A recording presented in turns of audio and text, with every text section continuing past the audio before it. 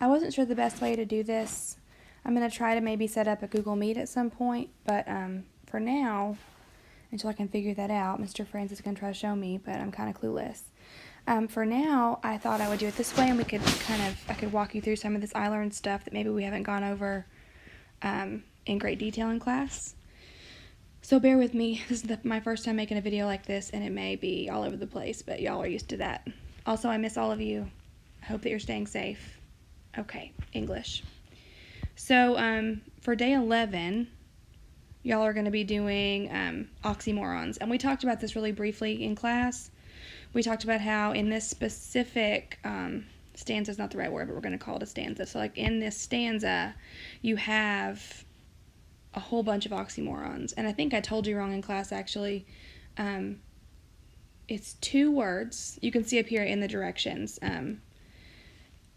An oxymoron is a phrase with contradicting ideas, or ideas that, are opposite of each other, and it only has 2 words. So the first one is, why then, oh, brawling love? Because love should not brawl or fight. And your task is, I couldn't remember what I screenshotted. Your task is to go through this section, starting here, to go through this section and find the other ones, find the other oxymorons. So for example, I'll give you the second one as well, because why not? So, oh, brawling love, oh, loving hate. There's a second one for you. That is 2 words that go together that should not go together, or that are opposites of one another to make a point. One that I told you was one that is not, that you should not put, is, oh, anything of nothing first created. And the reason this is not one is because it's more than 2 words.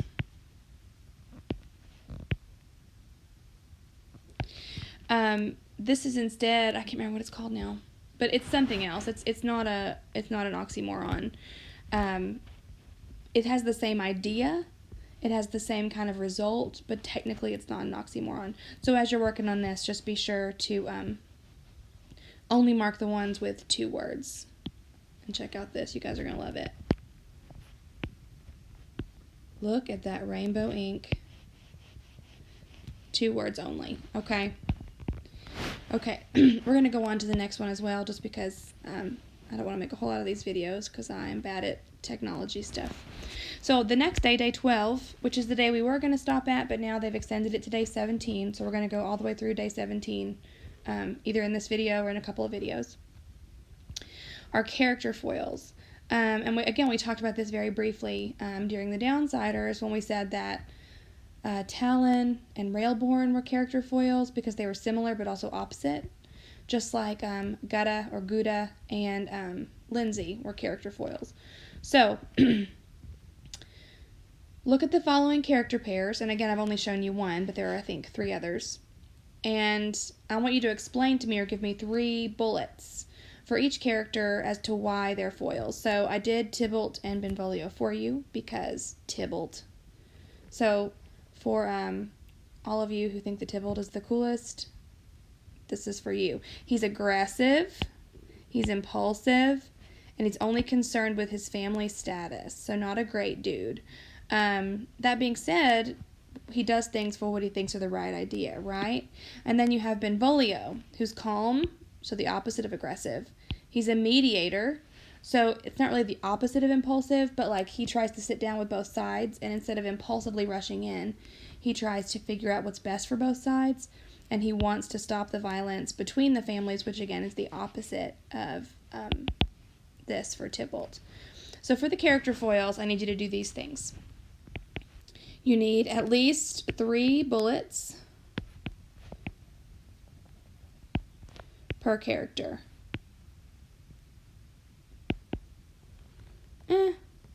Maybe we'll say 2 bullets. Let's say 2 bullets. No, we're going to keep it at 3. Sorry, it's on the directions. I'm doing that thing that I do. For, I think, Juliet and someone. Now I can't remember, because y'all know I can't remember anything. I think it'll be hard to find 3. Oh, it was Juliet and Rosalind, I'm pretty sure. If I put that one on there, you don't have to have 3, because we never really meet Rosalind. So you're going to put at least 3 bullets per character. They should be opposites or contradictory ideas.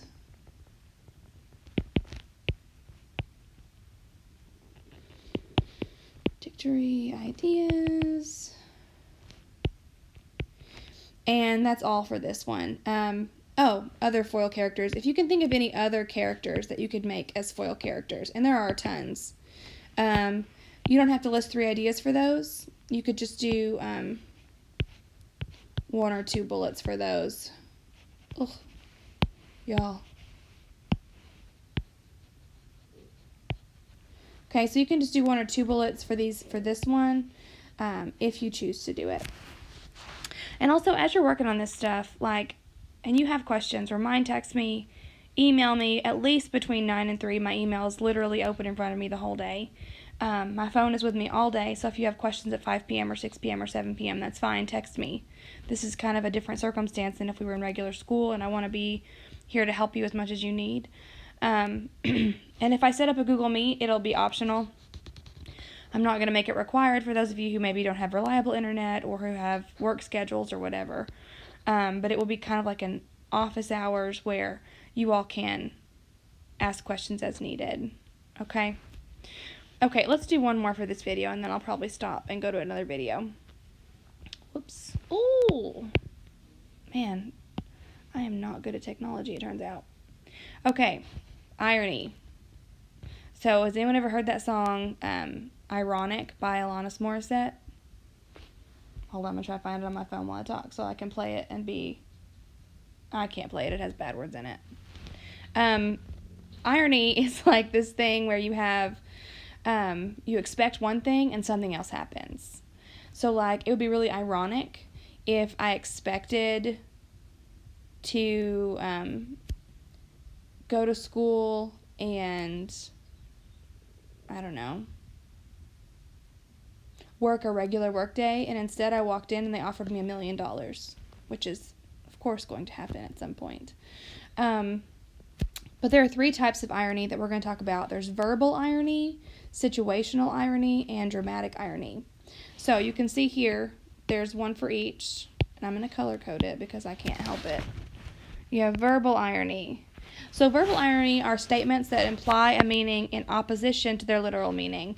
And I'm not sure why the line break right here did this. I think it's because I took screenshots on my iPad, and Google Docs works differently on my iPad than on my phone or computer, so just ignore it. It should be okay on yours. Statements that imply a meaning in opposition to their literal meaning. So in Julius Caesar, which is a play where Julius Caesar's the main character, and he gets killed in the end. It says, yet Brutus says he was ambitious, and Brutus is an honorable man. In the context of the play, what the speaker, Mark Antony, is saying is that Brutus is dishonorable. It's like saying, hey, let's say someone steals all of your money. And then that person is talking about how, what? I didn't do it, you can believe me. And someone else says, oh, yeah, because you're so trustworthy. They're actually saying they're not trustworthy. And it's like you're ironically stating the opposite to prove a point. I don't like not having y'all here to ask questions, so we're just going to push through, and I'm going to pretend like you're here. Situational irony. Situational irony are actions that have an effect exactly opposite from what was intended. So there's this poem, The Rime of the Ancient Mariner, and it was actually in that poetry, when we did that poetry walk in our classroom. This was one of them. And one of the lines is, water, water everywhere, and all the boards did shrink. Water, water everywhere, yet not a drop to drink. So you can imagine that the character is thirsty. And if there's water everywhere, and they're in a boat, all the boards did shrink, you can assume they're in a boat. Water, water everywhere, yet not a drop to drink, you can assume that they are in salt water, and that's why it's ironic, because they need water, and it's right there, but it's exactly the opposite of what they need, which is kind of sad. And then we have dramatic irony. And dramatic irony, let me change my pen color really quick, because I can. It's fun. In literature, this occurs when the audience knows an unwitting character is making a mistake. often these actions cause our guts to churn. It's like in a movie where you know that character A is going to do something, and character B is trying to help, but in doing that, they're going to make things worse. So inside, you're like, no, no, no, no, no, stop, stop, stop, stop, stop, because you know it's going to backfire. But the character doesn't know it's going to backfire. So, like, I'm sure you guys have heard this story, The Gift of the Magi, and if not, I'll give you a quick rundown. So you have this man and this woman, and they are poor, and it's Christmas time, and you may have seen the Disney version. I think it's Once Upon a Christmas with Mickey Mouse. Anyway, my kids really like that. I couldn't go this whole video without mentioning my kids, and that should be obvious at this point. Anyway, Gift of the Magi. The husband has this pocket watch that he really loves, and it's the only thing he has. And then the wife, they're very poor, but she has this really long, beautiful hair. So as they're trying to get Christmas gifts, they realize they have no money, so he sells his pocket watch to buy a comb for her hair. And she goes and cuts her hair off and sells it to buy a chain for his pocket watch. So it's like this thing for both of them. You're like, stop, stop, stop. No, no, no. Just be together. Don't give up this one thing for each other. Even though in the end it's very sweet and loving.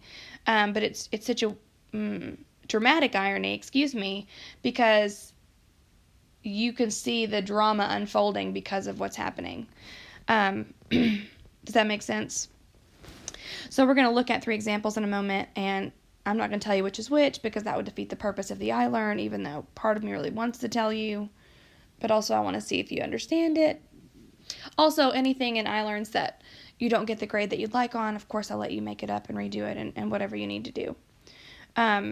If, I can't click because this is a screenshot, but if you are still struggling with this concept, there is a video,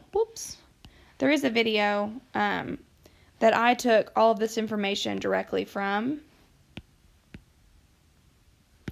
And if you have internet access, which I'm assuming you do if you're watching this video, you can click this link in the Google Doc or copy and paste it, and it will give you some like visuals to go along with these 3 types of irony.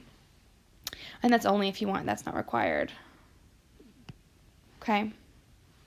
So here are your 3 examples for irony. And again, I don't know why this happened. Let's just... Oh well, I thought that was going to be white. It's fine. It's fine. So you have this one, and this one, okay? So you're going to read each, and I'll give you, there's one of each. I didn't try to trick you. There's no point in trying to trick you right now. There's one of each. Tell me which is verbal, which is situational, and which is dramatic. Okay, and there's one of each. So 1, 1, and 1. So yeah, I'm going to stop here, and I'll make a second video for the next part. As you guys are working on these, please do text me. Please, email me. If you need someone to talk you through it, let me know, and I'll set up a Google Meet, and we can sit there just one-on-one, and I'll walk you through it, and we'll figure it out, just like if we were in class and you were working on an assignment at your desk. Again, I miss you guys. I hope that you're staying safe, and I really hope that I get to see you soon.